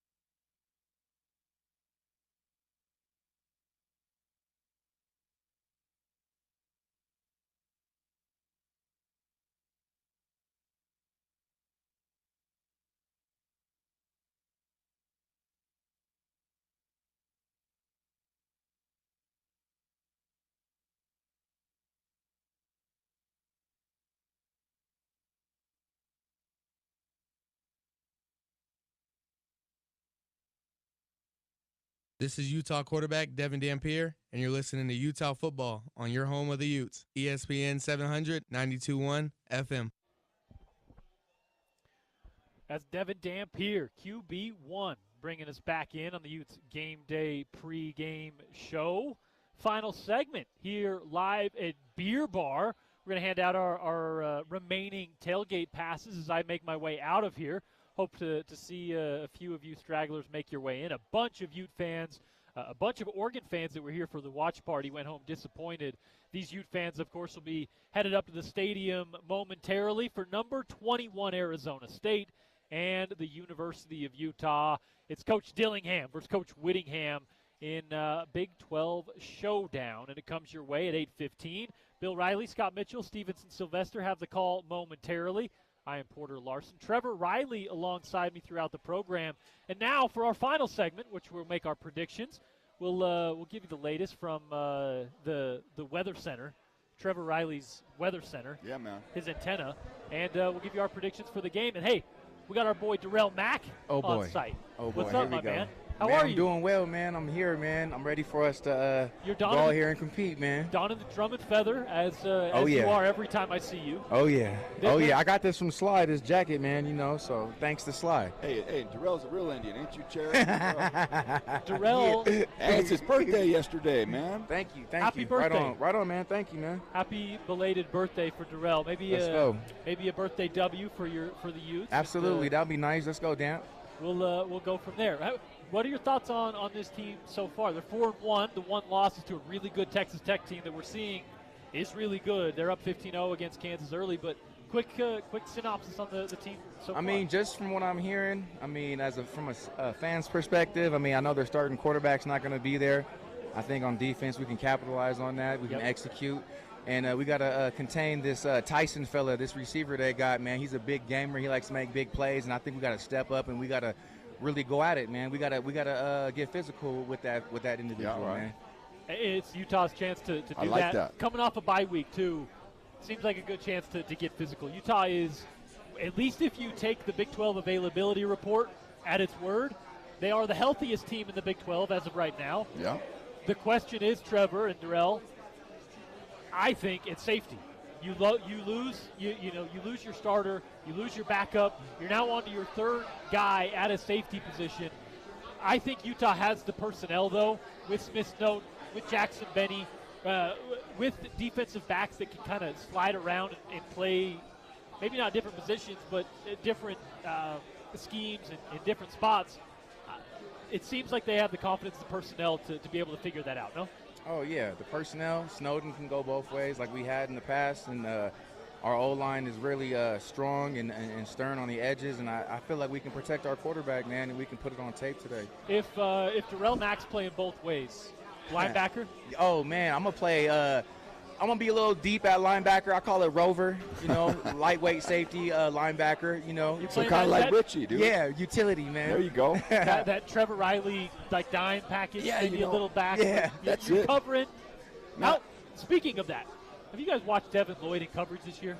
Oh, my gosh, dude. I saw that pick six. He looked like a deer until about 30 yards out. Then he looked like the monkey was on his back. Devin Lloyd is leading the NFL in coverage grade. Oh, yes. Not among the linebackers. Wow. Leading the NFL. Credit to Coach Swan, huh? Oh, man. He's great at that zone coverage, man. I like to watch that guy, man. He's awesome, dude. And I tell you what, when Darrell was in high school, he used to run all over everybody, dude. I played against Darrell in high school. Really? We talk about both ways. You guys played against each other in high school? Dude, this team was the number one team in the state of California, 2004, Monta Vista. He was cooking people, dude. Way back. Anyways, he could have played any spot, all right? He's kind of like Smith Snow in that regard. When I think about this matchup, right, going to this game, are we going to be able to tackle in the open space? You mentioned Nate Ritchie down. That's a big loss, man. He was a big tackler in that slot position. And then we're going to see it right now if this defensive line, you said earlier, can we get there with 4 or will Scally blitz with 5? I see John Daly, my man John Henry, having a big game, dude. As you mentioned, John Henry Daly among the leaders in sacks across the entire country. He may still be leading the country after the bye week. He's been just uber productive, and it has allowed Utah to get pressure without having to send more than 4 guys all season long. Now, that also allows Morgan to get really creative when he blitzes. Yep. How he blitzes, right? And when you pair that with a quarterback who's never faced this defense and a guy who he's played a lot of college football, but he hasn't started for Arizona outside of one football game, or for Arizona State outside of one football game, you got to think that the defensive side for Morgan Scalley might look creative tonight, right? Just he's not going to go out and do anything crazy, but he has the ability and the optionality to, send a linebacker free, right? Because you're getting pressure with 4, and then the only question there, and I'll ask you guys both this, how much concern does that leave you with the wide receiver, right? If you are sending an extra guy, if you are blitzing, does that leave you a little bare on the back end? Yeah, man. Is that kind of where this game, at least on the defensive side for Utah, rides? Well, I'll pose a question to Darrell here in regards to that. Darrell, imagine this. A team runs 2 high safeties against you on 1st and 2nd down, man. You're going to tear them up, dude. He makes the first guy miss with a broken tackle. So I want to ask you, Darrell, as you see, go to Porter's point, as you see a team, you're a running back, right? And I'm saying this back is like he's averaging 7 a carry, dude. Right. You're talking about this receiver. If you leave this back alone now, he'll carve you up slowly. So, as a running back, former running back, if you see a team that's blitzing you a lot, dude, what's going through your head, man? You put yourself in this running back shoes. What are you thinking? Man, I'm thinking I'm about to pick up this blitz, and we're gonna get the ball off real quick to either our first read or any other receiver, especially being a new quarterback in the game. I'm trying to get the ball off. I'm trying to perform, but as I said, on defense, we got to read our keys, man. We got to stay home. We got to execute, man. And that segues me into my thinking about this coverage. Yeah. Because of what he said, right? That leaves us a little bare now for bomb shots with big fella Tyson, because that's the concern I have with the pressure. Is, are we going to double that guy? Right? Are we going to leave him alone on an island and say, hey, we got to eat? Because with Richie out and a few of these other guys out, Benny's a little banged up. If we're not tackling well against this back, dude, it could be a long night for us. You're absolutely right. Raleek Brown, as Trevor mentioned, he's the Big 12 leader in rushing at the moment. And while a lot of the attention, rightfully so, will be paid to their wide receiver 1, you leave Raleek Brown out in open field and he will make you pay. He's not Cam Scattaboo. No. He's more of a burner. He gets out in open field and just turns on the jets and will make you pay in that regard. All right, fellas, we are within a couple hours of kickoff. It is number 21 Arizona State. It is the University of Utah. The line as of right now, 9.5 points. So I don't like that, man. That's let me know. Steep for me. You think that maybe give Utah the win, but maybe not covering? Is that how you're feeling? Let me know. This coach is good, dude. And if you look at his record, I think he probably does well against the spread. Okay, that guy knows how to overcome issues. He does. Okay, I've seen it firsthand. This is a hell of a coach. So Arizona 9.5 is a State, little strong for me. 6 of their last 7 games have been decided by 7 or less points, and they're good in those games. They're able to kind of come through in those matchups. 10 points, Darrell? Yep. We can do that. That's 10 is my birthday. It was yesterday. There you go. I'm going to give him 10-10, man. Darrell's 10 got on the the 10-10. Darrell's got the Utes covering. Back in studio, James Peterson, our engineer for Utah football, our producer behind the glass. JP, Utah's got 9.5 points. Vegas is setting the over and under right now at 45.5. We may have some rain, James. Does that affect how you feel about it? Yeah, I think it's going to be lower scoring with the potential weather, and I'm with Trevor. You can't underestimate the heart of the champion, right? With ASU, it doesn't matter if you got your number 1 quarterback out. Kenny Dillingham knows how to coach him up. They got a great running back, great receiver for Sims. So I think it's I don't know if I have a score in mind, but I don't think Utes are going to cover, but I think they'll win a close one. That is James Peterson back behind the glass at ESPN 700 headquarters. As you guys hear the highlights to come in on the pregame show, of course, brought to you by our friends at Sound Warehouse. Those are all put together by our guy James Peterson. And then, of course, he has you guys covered for the rest of the night, where you have 8 hours of game day coverage potentially ahead of you. It is Utah and Arizona State, the number 21 Sun Devils, the defending Big, I almost said Pac-12. Yeah. The defending Big 12 champion Arizona State Sun Devils are in the house for a matchup with the University of Utah. Trev, appreciate you as always. Your beer bar treats you well? Fantastic. And I got to tell you, that cotton bottom burger, that's twice now. That That's hits a winner. the spot, huh? And I'm going to say one more thing. I'm saying 27-20 Utes. Okay. I think we're going to win by 7. It's going to be a nice, close game. I'm looking at the red zone defense specifically. Okay, we have given up a touchdown every time they've gotten in, and my boys don't have their quarterback, so we're going to see how they do inside the 30. That red zone defense, unlike the rest of the defense, has been kind of an issue for Utah. We'll see if they can kind of round out the defensive performance. Darrell, always good to see you. Yeah, likewise, man. Thank you so much. Appreciate it. On the other side, it's Bill Riley, Scott Mitchell, Stevenson, Sylvester for the call of the game, number 21, Arizona State, and the University of Utah. Both 4-1 overall, and fight for Big 12 positioning right here on Utah's #1 sports talk. It's ESPN 700 and 92.1 FM.